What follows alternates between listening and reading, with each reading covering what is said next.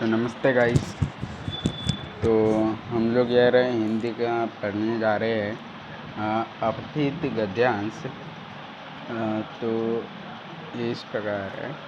निम्नलिखित गद्यांश को ध्यानपूर्वक पढ़कर पूछे गए प्रश्नों के उत्तर लिखिए। किसी पत्रिका या समाचार पत्रों में जनमानस के लिए कोई सूचना प्रकाशित होती है, उसे विज्ञापन कहते हैं। यह विज्ञापन किसी सामान के प्रचार के, मकान खरीदने या बेचने, गुमशुदा वैवाहिक या नौकरियों के रिक्त पदों की भर्ती के लिए हो सकता है। कुछ लोगों का मानना है कि विज्ञापन जो सामानों के प्रचार के लिए जो है वो भ्रामक है, लोगों के भ्रम पैदा करते हैं। यहाँ यदि वस्तु अच्छी है तो निसंदेह विज्ञापन के बिना भी वह वस्तु लोकप्रिय हो जाएगी, अन्यथा बाजार में ज़्यादा दिनों तक नहीं टिक पाएगी। किंतु विज्ञापन के आलोचकों की यह सोच गलत है।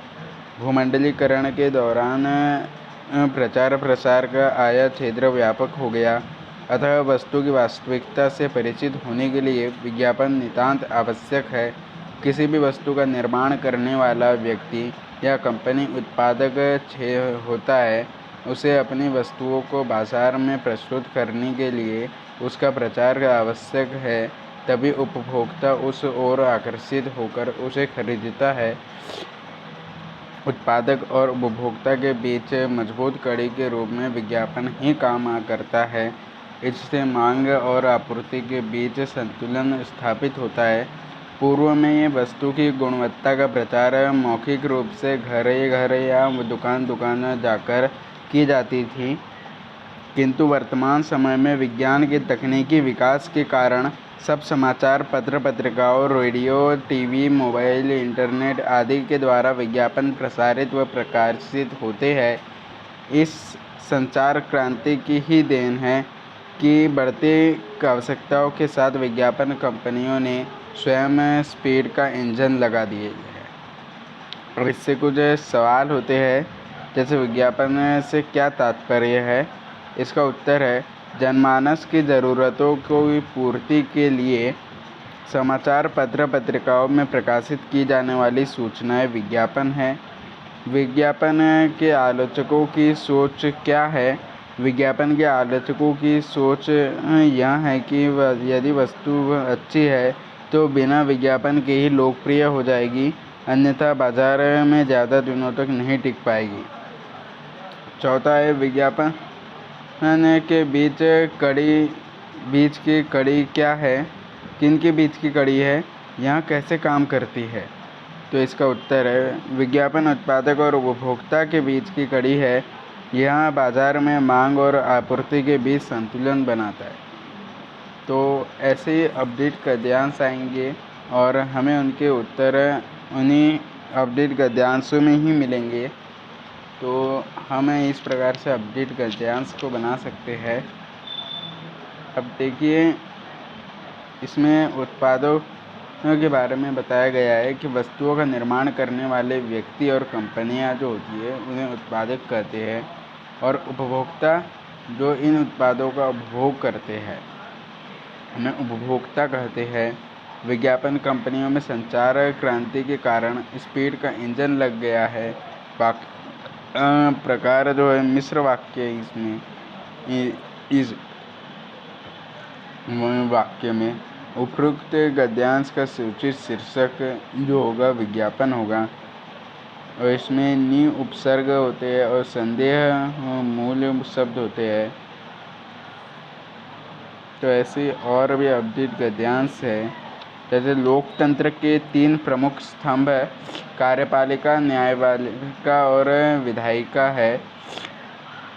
इसमें चौथे स्तंभ के रूप में मीडिया को शामिल किया गया है। कहा जाता है कि यह किसी भी लोकतंत्र की सफलता और सत्यता के लिए ज़रूरी है कि उसके ये चारों स्तंभ मजबूत हो। चारों अपना काम पूरी जिम्मेदारी व निष्ठा से करें। यहाँ विधायिका जहाँ कानून बनाती है, कार्यपालिका उन्हें लागू करती है और न्यायपालिका कानूनों की व्याख्या करती है, उनका उल्लंघन करने वालों को सज़ा देती है। मीडिया यहाँ वहाँ सामयिक विषयों पर लोगों को जागरूक करने और उनकी राय बनाने में बड़ी भूमिका निभाता है। इसी कारण विश्व में मीडिया एक अलग शक्ति के रूप में उभरा है।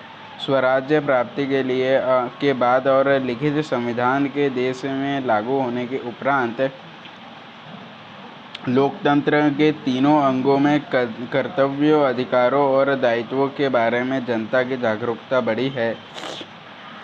संविधान निर्माताओं का उद्देश्य रहा है कि तीनों अंगों परस्पर तालमेल से कार्य करेंगे। जिस देश में पंचों को परमेश्वर मानने की परंपरा है, वहाँ न्यायमूर्तियों पर आक्षेप लगना लोकतंत्र के लिए दुर्भाग्यपूर्ण बात है। अतः लोकतंत्र चाहता है कि न्यायपालिका की कार्यशैली पारदर्शी हो, जिससे लोगों का विश्वास बना रहे। साथ ही न्यायपालिका का मान भी सम्मान भी बढ़े। तो लोकतंत्र के 4 स्तंभ होते हैं: विधायिका, कार्यपालिका, न्यायपालिका और मीडिया। लोकतंत्र की सफलता और सततता के लिए यह ज़रूरी होता है कि ये चारों स्तंभ मजबूत हो और अपने काम को बड़ी निष्ठा के साथ करें। विधायिका कानून बनाती है और न्यायपालिका और कार्यपालिका उसे लागू करती है, और उन सब की देखरेख जो भी उल्लंघन करता है उसको सज़ा देने का काम न्यायपालिका का होता है। वो इसी प्रकार ऐसे अपडेट गद्यांश आएंगे और आपको उन्हीं गद्यांश में ही उसका पूरा उत्तर मिलेगा सवालों का, तो आप उससे अपडेट गद्यांश कर सकते हैं। ठीक है, तो आगे बढ़ते हैं।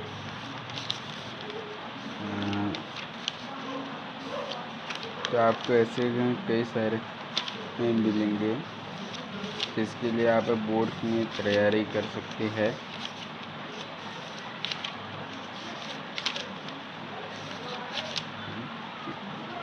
अभ्यास हेतु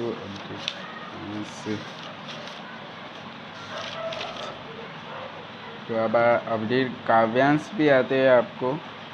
जैसे हम कुछ उदाहरण लेंगे।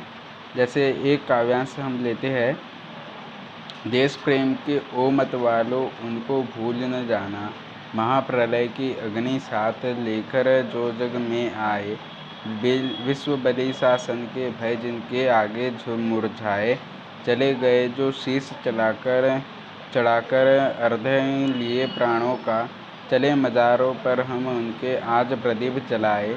टूट गई बंधन की कड़ियाँ, स्वतंत्रता की बेला, लगता है मन आज हमें कितना अवसन्न अकेला। पंथ चिरंतर बलिदानों का विप्लव के ने पहचाना। देश प्रेम के ओ मत वालों, उनको भूल न जाना। जीत गए हम जीता विद्रोही अभिमान हमारा। प्राणदान विक्षुब्ध तरंगों को मिल गया किनारा। प्राणदान विक्षुब्ध तरंगों को मिल गया किनारा। उदित हुआ रवि, स्वतंत्रता का व्योम उगलता जीवन।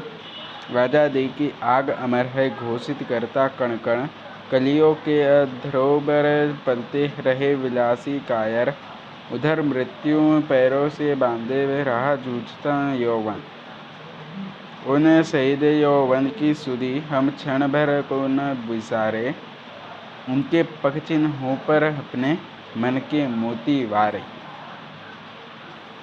तो भाई ऐसे ही आप लोगों को जो है अपडेट काव्यांश आएंगे और आपको इनका अर्थ समझना है। यहाँ पर जो हमारे क्रांतिकारी लोग थे उन लोगों के बारे में बताया गया है, उनके शहीदी के बारे में बताया गया और देश पे करते थे ये बताया गया।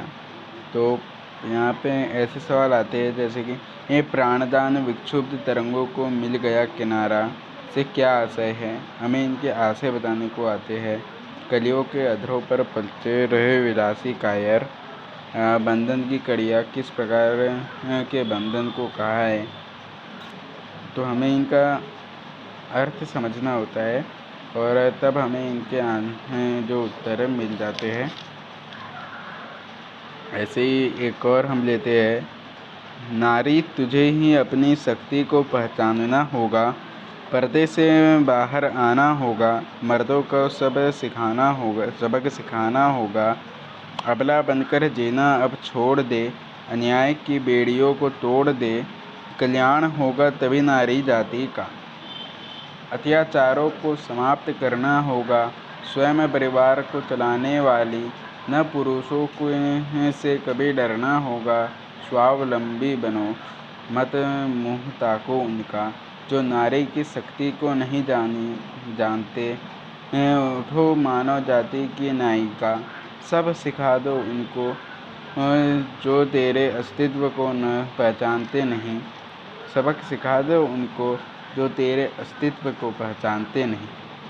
न होगी तो सृष्टि ही नष्ट हो जाएगी। न करेगी यदि पुरुष जाति का कल्याण, तो संसार की परंपरा ही रुक जाएगी। नारी अपनी शक्ति को पहचानो, सबला हो तुम यह सत्य है मानो। पूरी जाति है जहाँ नारियाँ है, देवताओं का वास वहीं होता है। सम्मान मिलता है जहाँ मुझे, कल्याण उसी का होता है। बत्तियों से न कभी मुझे घबराना है, इस सत्य को झुठलाया जा नहीं सकता। जब तक नारी को समान अधिकार न देने दोगे, विकास की चरम सीमा को पाया नहीं जा सकता। इसलिए अंतर नर और नारी में करना छोड़ दो। तो यहाँ पर बताया गया है कि नारी को उठना होगा और अपनी एक पहचान बनानी होगी। तो इसका हमें अर्थ समझना होगा और फिर हमें ऐसे सवाल आएंगे जैसे कि नारी के अस्तित्व की क्या प्रमुखता है, आध्यात्म ने नारी को कैसा सम्मान दिया है। तो हमें इनका आंसर लिख सकते हैं।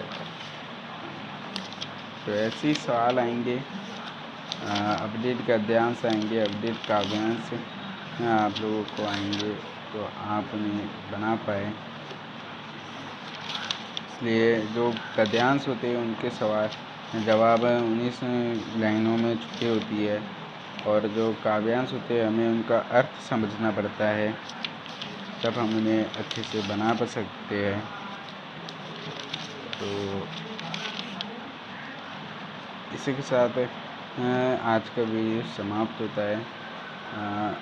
तो मैं ऐसे वीडियो लिखते रहूँगा और आपको टिप्स एंड ट्रिक्स दूंगा पढ़ने के लिए। तो प्लीज़ लाइक और सब्सक्राइब कीजिएगा। ये हिंदी के लिए था। बस।